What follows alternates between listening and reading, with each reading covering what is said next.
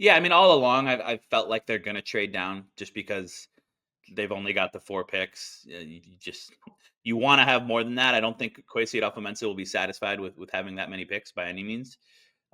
It was always just a question of, does somebody at a certain position with that has a certain grade on their board fall to them at 24 who's too good to pass up, and that could certainly still happen.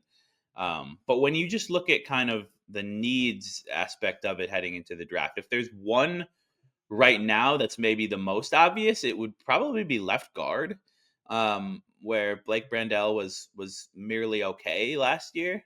Like I think there's a real chance that they could go O line with that first pick, whether that's the Alabama guard Tyler Booker, who would just immediately plug and play and kind of fill out your offensive line, and push Brandel back into being some valuable depth. Or Gray Zabel, the guy out of North Dakota State who can play guard. He could play guard right away, and then he could also be a long term center option. I don't think Ryan Kelly is necessarily going to be the Vikings center of the future, but so that's one of them, the offensive line, and then cornerback as well is one that they still need to address. They still need more cornerbacks, and then I think you could even look to like safety as being a potential option early, with Harrison Smith probably being in his last season. I mean, we've been saying that the last couple of years, but probably Harrison Smith's last season.